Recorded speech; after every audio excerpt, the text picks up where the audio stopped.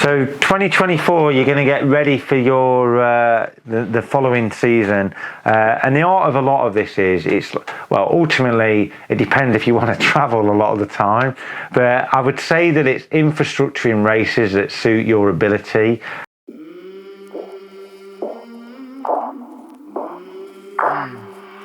I came from the mud, there's dirt on my hands. Strong like a tree, there's roots where I stand. Oh, I've been running from the law. Hope they won't shoot me down soon. You know, like if you've got like a key target or you want like a key performance, it might just be that, you know, like you want to go to this race, you want to go like with your mates and enjoy it. But a lot of the people, it's having like a key race that you're working towards. And when we do this for like a lot of athletes, a lot of the time it's just looking around like, you know, like what is the makeup of that race? What is your, you know, your physiology that you've actually got? And then combining those two, you have to train, like a lot of the time we train for the demands of those events. So say, for example, we're looking at like Outlaw 70.3, then what do we know about that? Initially, if it's like in, you know, the first one of the year, we're going to be in Nottingham, we've got like a swim, generally it's a bit cold, so you know that you're going to need to do some outdoor swimming before you actually get into there. And then we've got the infrastructure of like the bike course.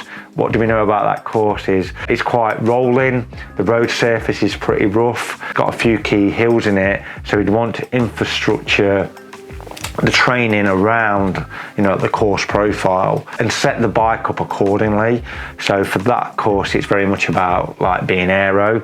But if it was like a hilly course, then obviously weight is like a factor. Say if we were training towards like Nice, then we'd be looking at the bike setup that we would utilize. It'd be like totally different. So if you bring in those two factors, it's quite a powerful advantage over the competition.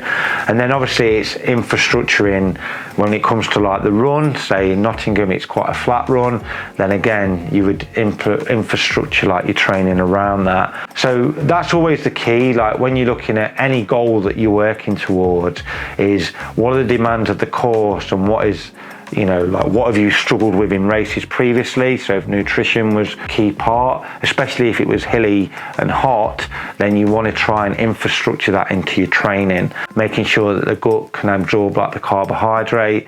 If you found that you've got cramp, then obviously salt and hydration is like a key part towards that. But that's what you want to infrastructure, and then ultimately you'll have like a key race then. It always works. Yeah, and then obviously like the goal is like once you've picked like this key event that you're going to work towards, is you always want to work backwards from that. So you always want to have like stepping stones. So it might be if we're doing you know, like this triathlon that we've got like we might do a sprint triathlon that we want to infrastructure, just getting back into the routine of it. I think where a mistake that a lot of people make is, especially when it comes to like long course events, is they just go straight into it without having any like stepping stones towards it. And I think if you have these stepping stones, so initially training for the demands, so you know like what your infrastructure into your training, having a little stepping stone race that's just going to take you through like, you know, the structure, and then you've got like this key event that you're working towards.